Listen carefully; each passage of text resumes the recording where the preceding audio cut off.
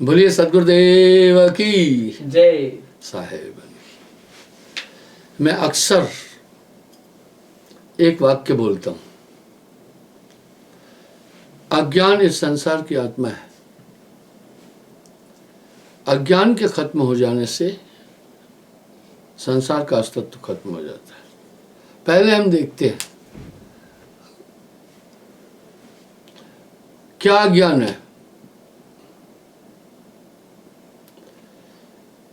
और क्या ज्ञान है।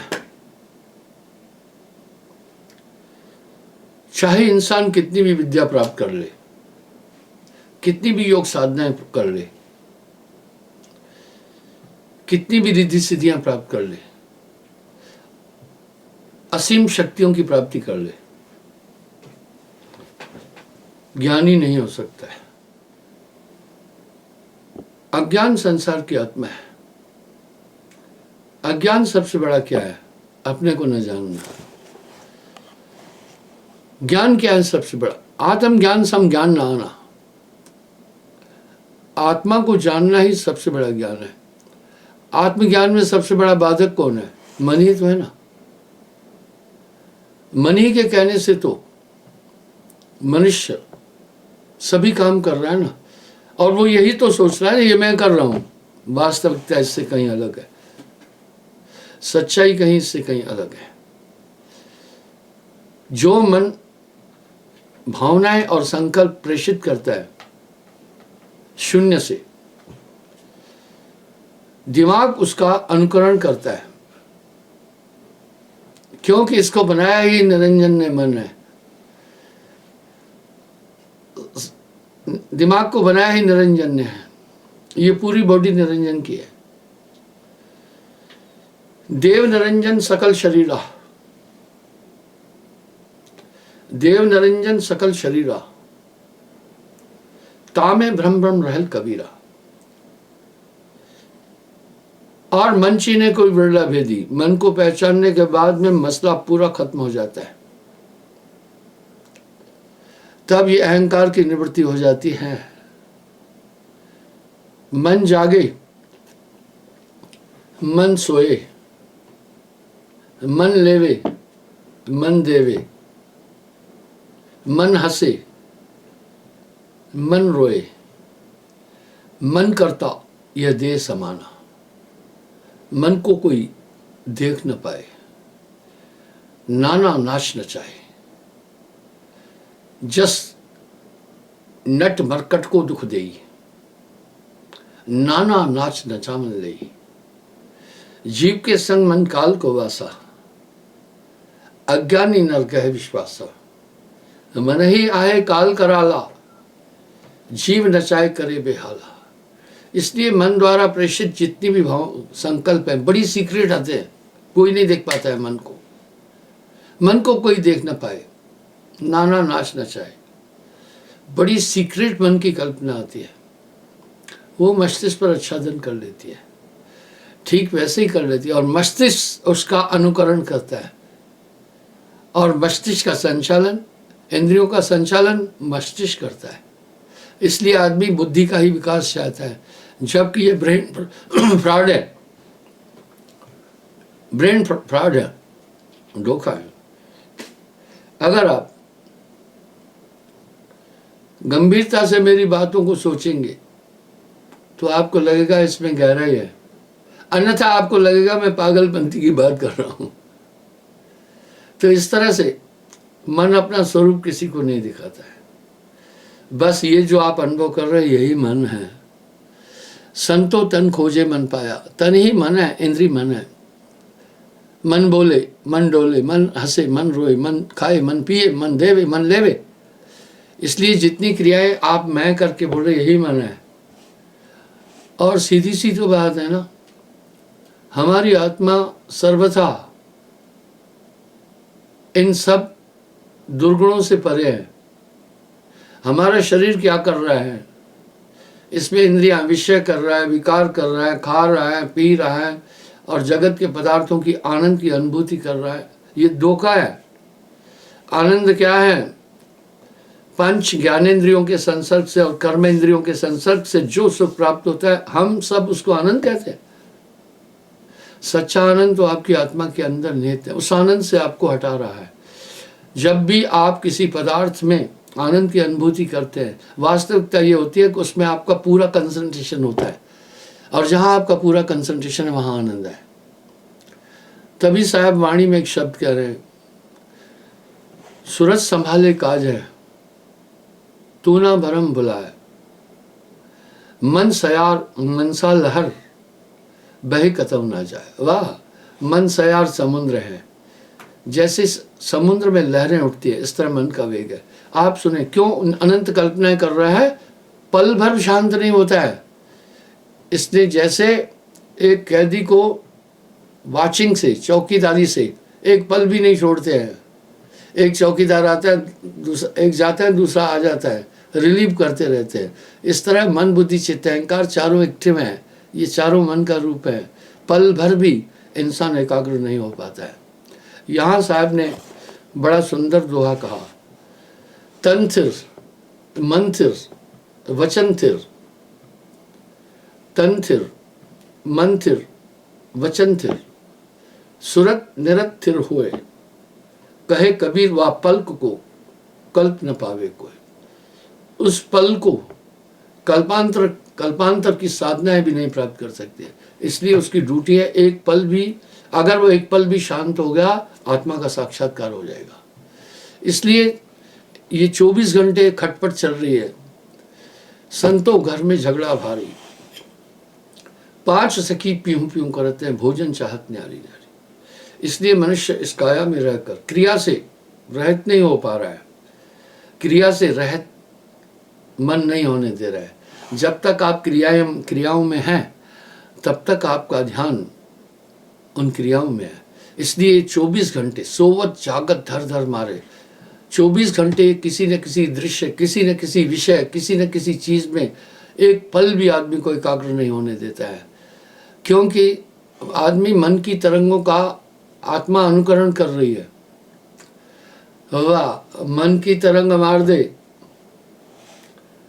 मन की तरंग मार दे, बस हो गया भजन। आदत बुरी सुधार ले, बस हो गया भजन। अब साहब क्या करें, वह गुप्त भयो, मन गुप्त हुआ, जानता था नहीं तो आत्मा निकल जाएगी। बड़ी साजिश से जाल बुनी हुई है आत्मा को फंसाने के लिए। हम सब जाल को जानते हैं, ये अनूठी जाल है, बिन रसरी सकल जग बंधिया। कैसी जाल है आप देखें, जो बाहर 7 समुद्र पार बैठे हैं वो भी उस जाल में फंसे। मेरे बच्चे यहाँ, मेरा ये घर है, उनका सूत्र और कंसंट्रेशन उसी में समाया हुआ है। इसलिए शरीर की बनावट बहुत चालाकी की है। जैसे पिंजरे की बनावट बहुत अजीब तरीके की है। चूहा पिंजरे के अंदर जा तो सकता है, वापस नहीं आ सकता। आत्मा शरीर को धारण कर लेती है, वापस अपने रूप तक नहीं पहुंचाती। क्या हुआ वेदों के पढ़ने, क्या हुआ वेदों के पढ़ने से, जो न पाया भेद को। आत्मा जाने बिना ज्ञानी कहलाता नहीं। जब तलक विषयों से ये दिल दूर हो जाता नहीं, तब तलक साधक बेचारा चैन सुख पाता नहीं। कर नहीं सकता है जो एकाग्र अपनी वृत्तियां, उसको सपने में भी परमात्म नजर आता नहीं। इस प्रकार से एक एक रोम रोम विकारों से भरा पड़ा है। ये जानकर ऐसे किया। कैद की संरचना, जेलों की संरचना क्रिटिकल है।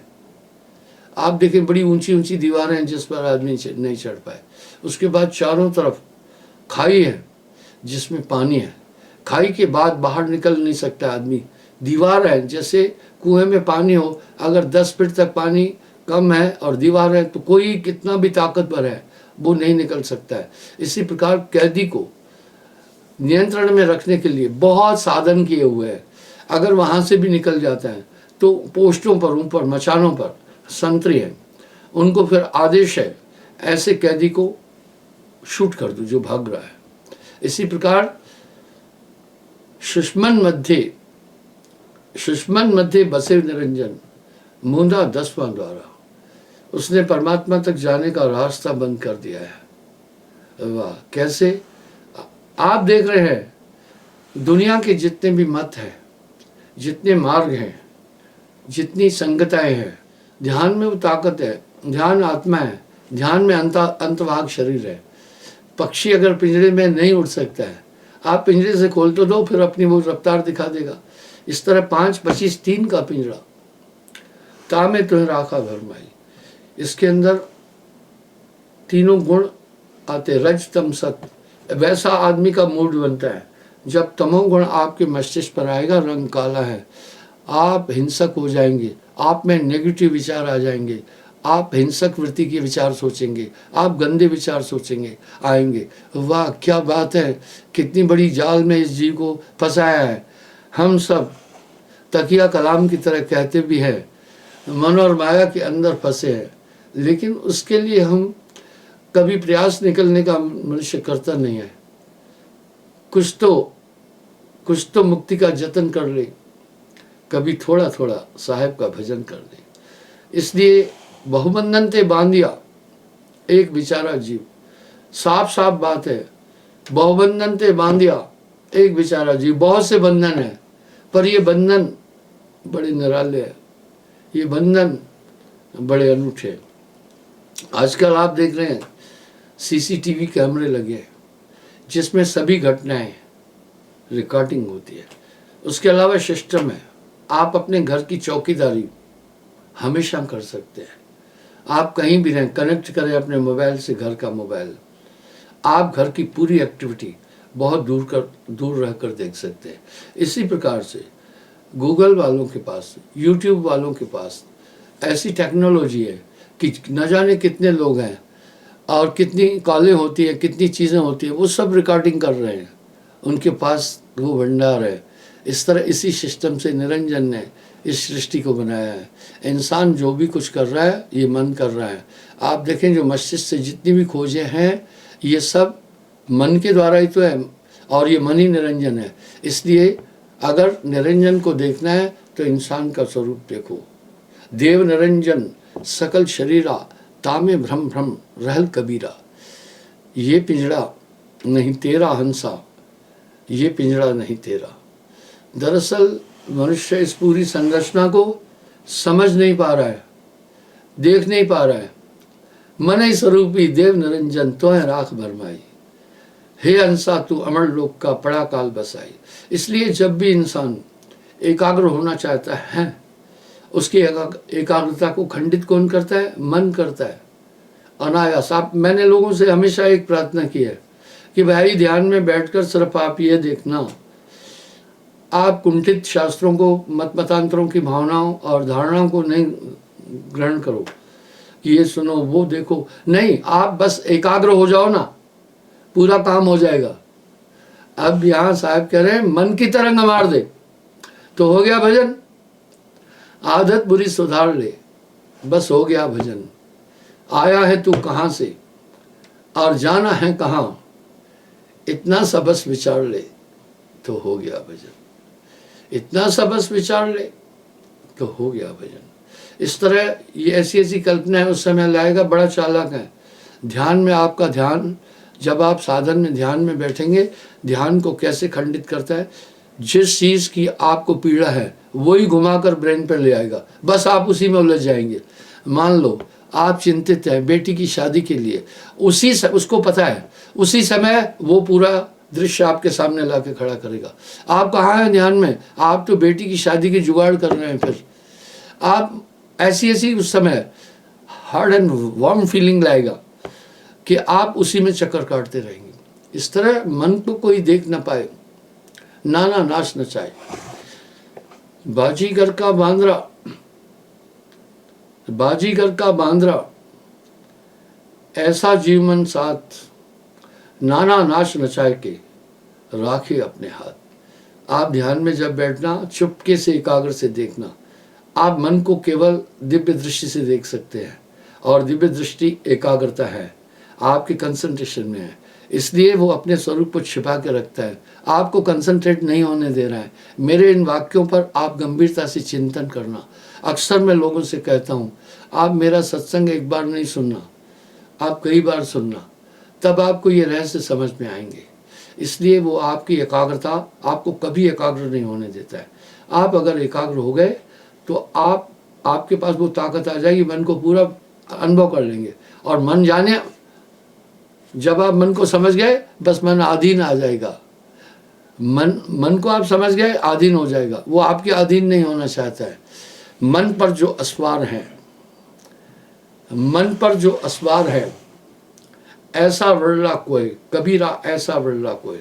अब यहां पर साहब एक शब्द कह रहे हैं, शून्य गुफा निवास कीनो भेद रहे को ताए को। मन शून्य में मिल गया। वह शून्य, आप देख रहे हैं शून्य नहीं दिखाई, उसमें मिला है। भेद लहे को ताए को, उसको कोई समझ नहीं पा रहा है। इसलिए ये बहुत बड़ी आइडियोलॉजी है संत तत्व की। साहब को मैं बहुत बड़ा साइंटिस्ट कहता हूँ अध्यात्म का। अब फिर वो वहां से वह गुप्त भयो पुनः संग सबके, वो गुप्त होकर सबके संग है। मन निरंजन जानिए, मन निरंजन जानिए। मन पुरुष भेद उच्छेद देवे, आपसे प्रभु दूर नहीं है। ये तो हमारे शास्त्र भी कह रहे हैं, सभी मत मतांतर भी कह रहे हैं, बस वो देखने नहीं देता है। अगर आपकी आंखों में पट्टी बंधी है तो सूरज का प्रकाश भी नहीं दिखाई देगा। इसलिए यहाँ मोह माया काम क्रोध और इंद्रिय और इनकी पट्टी जीवात्मा की आंख पर बंधी है, इससे बाहर निकलने नहीं दे रहा। साधक ये जानते हैं कि ये काया नाशवान है, इतना समझ चुके हैं। वो ये भी समझ चुके हैं नाशवान शरीर है, आत्मा अमर है। और इस खोज में जब लगते हैं तो हताश हो जाते हैं। कितने तपसी तप कर डारे काया डारी गारा, ग्रह छोड़ भय सन्यासी, ग्रह छोड़ भय सन्यासी तिरु न पावत पारा। अब आगे साहब क्या कह रहे हैं, मन ही निरंजन मन ही ओंकार जय खोजत। अभी क्या बोल रहे हैं, जय खोजत ब्रह्मा थके।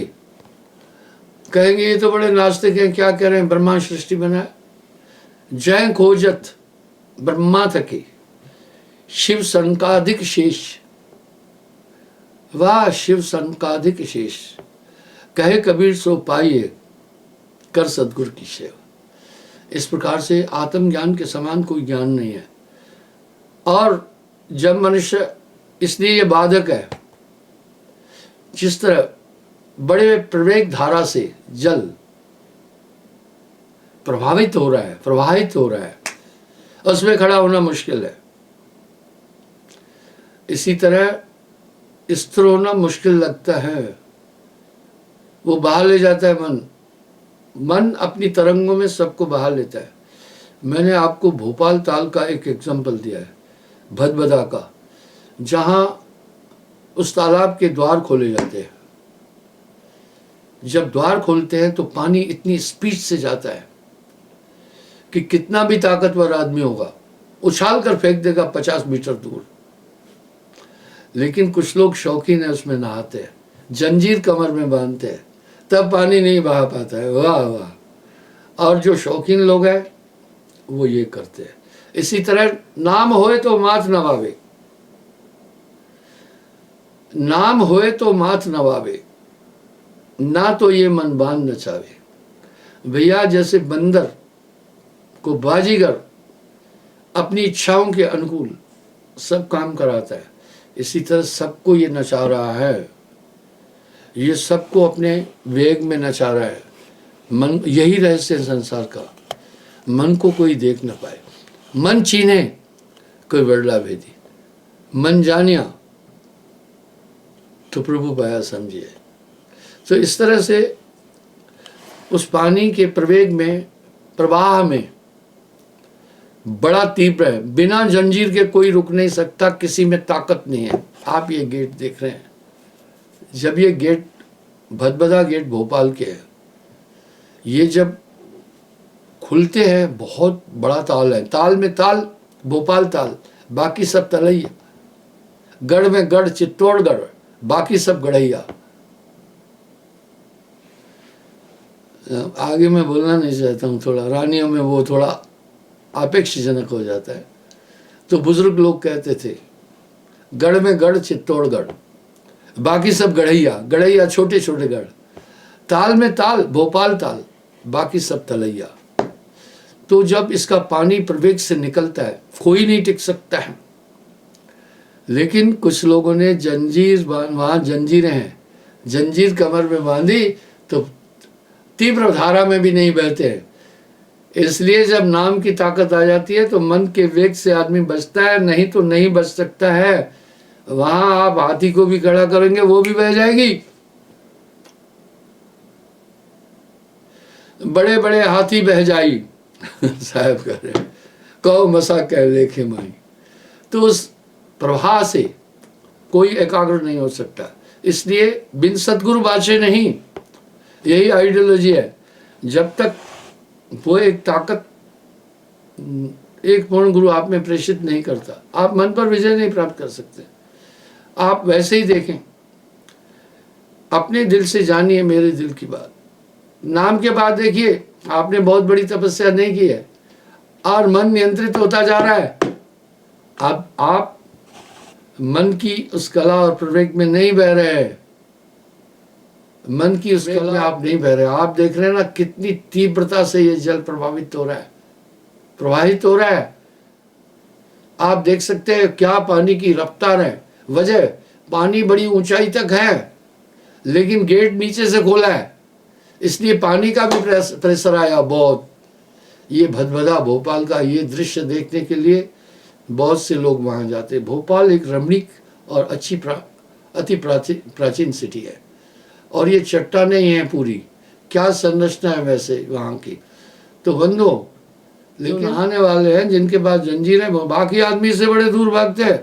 ये 50 मीटर दूर फेंक देगा आपको। इस तरह भैया बड़े बड़ों को मन नचा रहा है। मन है निरंजन सब है नचाए, बस सबको नचा रहा है, पर नाम होए तो मात नवाए।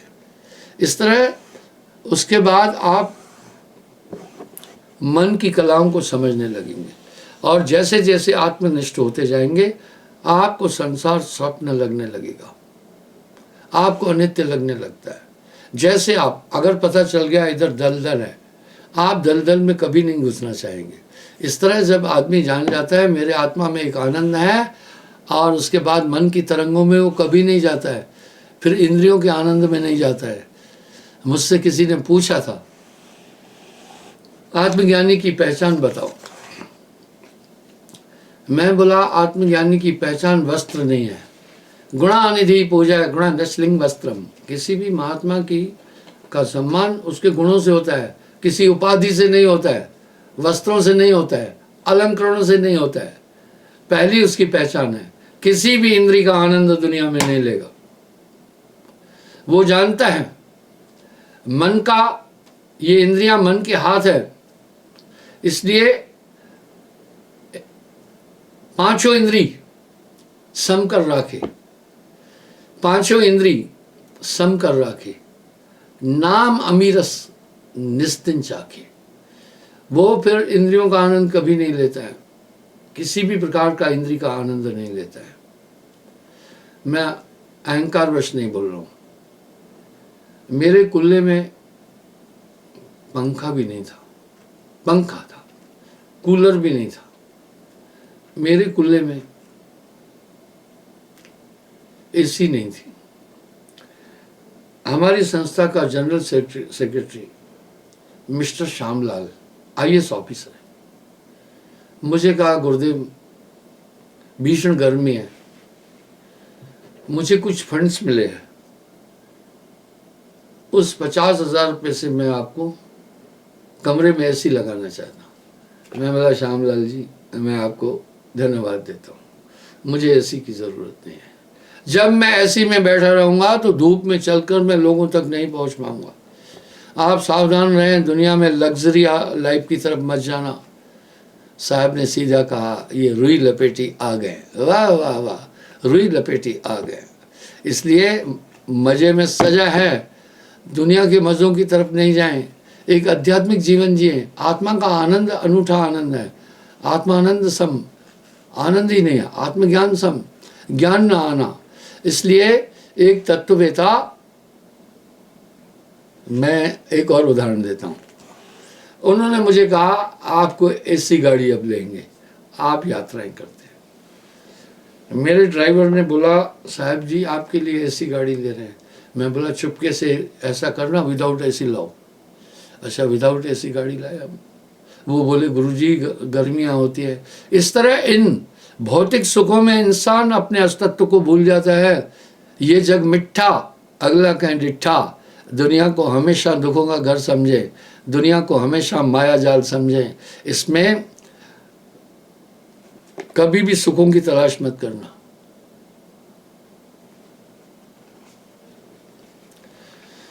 साहब ने कहा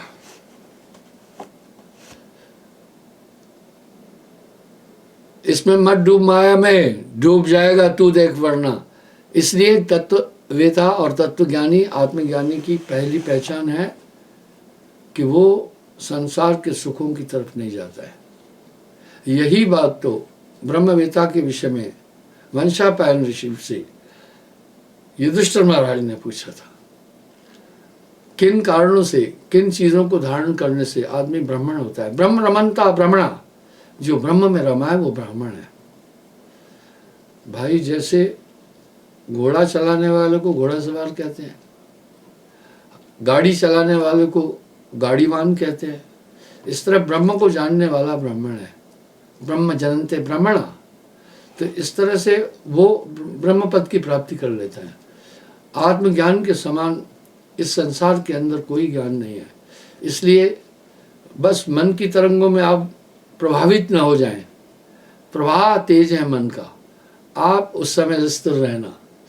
तन थिर, मन थिर, वचन थिर, सुरत निरत थिर होए, कहे कबीर ता पल्क को कल्प न पावे कोई। वो एक पल कल्पांतर की साधना से भी बड़ा होता है। इसलिए साहब के शब्द कितने सार्थक हैं। दरअसल क्या होता है, जो सुमरण है ये भी माया के अंदर आता है, सुमरण भी माया के अंदर आता है। आप कहेंगे महाराज आपका दिमाग तो नहीं खराब है, पर क्या है जब आप सुमरण करते हैं 90% आप माया से बच जाते हैं। वो भी तो तभी यहाँ साहब कह रहे हैं जाप मरे अजपा मरे अनहद भी मर जाए। सूरज समानी शब्द में उसको काल रखा है। वो एक आयाम है आत्मा तक जाने का। इसलिए इस आयाम की पुष्टि सभी संतों ने की है। आपका ध्यान पर कहीं और नहीं जाएगा, एक दायरे में रहेगा, पर श्वास जो ले रहे हैं वो भी वायु है, बाकी सब चीज़ें। लेकिन एकाग्र होते होते आपको आगे सहयोग मिल जाएगा। वो सुमरण तो आपके साथ कैसा काम करेगा, जैसे आदमी कुएं में गिरा है, रस्सी पकड़ करके ऊपर आ रहा है तो रस्सी ने काम किया ना। इसी प्रकार सुमरण तो आपको मदद करेगा, पर आगे क्या बोल रहे हैं, जाप मरे अजपा मरे। हाँ, अजपा भी मर जाता है, जो जाप किया जा रहा है वो भी खत्म है, अनहद भी मर जाए। सूरज समानी शब्द में उसको काल रखा है। इसलिए साहब के सूक्ष्म तथ्यों को लोग जब नहीं समझ पाए, उन्होंने एक इल्ज़ाम लगा दिया साहब को, अरे कबीर को जहाँ से आया वहीं से बोला, अनपढ़ था, कुछ पता ही नहीं। ये ऐसी ऐसी चीज़ें करके डिफेम किया गया, बड़ा डिफेम कर दिया गया। आज आप देख रहे हैं, आज ऐसा ही युग है, इंसान निंदा और दूसरे को डाउन करने के लिए बड़े हथकंडे अपना रहा है। मैंने आपको एक उदाहरण दिया, 18 अप्रैल में यहाँ चौथे साल पर मनाया लोगों ने, तो मैंने गवर्नमेंट से हेल्प भी ली। एक प्लाटून पूरी सीआरपीएफ की आई सुरक्षा के लिए। किसी ने वायरल किया नेट पर कि गुरुजी ने बोला है 200 से ज़्यादा आदमी नहीं आना, और मैं लोगों को आहूत कर चुका था। कई लोग बेचारे टिकट बना चुके थे आने जाने की, वो पूछने लगे, मुझे पता ही नहीं चला कि किसी ने ऐसा किया है। उन्होंने कहा गुरुजी हम आए या नहीं आए जम्मू, और नेट पर डाला गया है कि 200 से ज़्यादा आदमी नहीं आए। मैं चौंका एकदम, मैंने कहा नहीं, मैं तो ऐसा कुछ नहीं बोला है। तब फिर दूसरे दिन मैंने दूसरे दिन लाइव प्रोग्राम में मैंने कहा ये अफवाह र्यूमर है, ये जानकर किसी ने डिसअपॉइंट और इस प्रोग्राम को फेल करने के लिए बोला है। आप यहाँ आए, वेलकम, हमने आपका पूरा। यानी आज इंसान इतनी नीचता की तरफ उतर गया है, कुछ भी कर सकता है इस कलयुग का आदमी। बुद्धि बड़ी भ्रष्ट हो गई है, ये पाप पुण्य को सोच नहीं रहा है, उचित अनुचित को नहीं समझ रहा है, इसलिए सतर्क रहे। मैं आपको पुनः बताता हूँ, कहे कबीर तहाँ जाइए जहाँ अपनी संगत होए। आप दोस्ती किसी से मत करना, दोस्ती के पेड़ के नीचे ही दुश्मनी का पेड़ उगता है। घबरा खड़ा बाजार में सबकी मांगे खैर, ना काहू से दोस्ती ना काहू से बैर। तो इस तरह से मन बहुत बारीकी में बैठा है, वो तरंगे प्रेषित करता है और उन तरंगों के का अनुकरण पूरी बॉडी करती है। कितना प्यारा शब्द है ये साहब का, संतो तन खोजे मन पाया। तन ही मन है, इंद्री मन है। इस तरह आप इस मन से सावधान रहें। पूरी तरंगे दिन भर उठाता रहता है, आपको थोड़ा 1 घंटा रोज बैठना चाहिए। मैंने कहा बच्चा इनिशियल स्टेज पर कुछ लिखना नहीं जानता है, वो सुकृत ने एक दिन क्या किया, पेन यूं पकड़ी जैसे कोई खंजर पकड़ता है, यूं यूं लिखा, खुश हो गया। उसने सोचा बहुत कुछ लिख लिया है। ओ वाह, सुनिए, दरअसल वो अटपटा लिखा था। इसलिए बौद्धिक शिक्षा प्राप्त करने के बाद आदमी वैसा ही है वो जैसे कलम को यूं पकड़ के घुमाना है। काफी लोग उस शिक्षा का अहंकार का बोझा ढोते रहते हैं। क्या हुआ वेदों के पढ़ने से न पाया वेद को, आत्मा जाने बिना ज्ञानी कहलाता नहीं। फिर मैंने उस बच्चे को कहा कलम यूं पकड़ो। आपकी राइटिंग आपकी कलम की ग्रिप से होती है। आपकी राइटिंग जो है वो आपकी कलम की ग्रिप से होती है। जो आदमी कलम को अटपटा पकड़ेगा वो अच्छी राइटिंग नहीं लिख सकता है।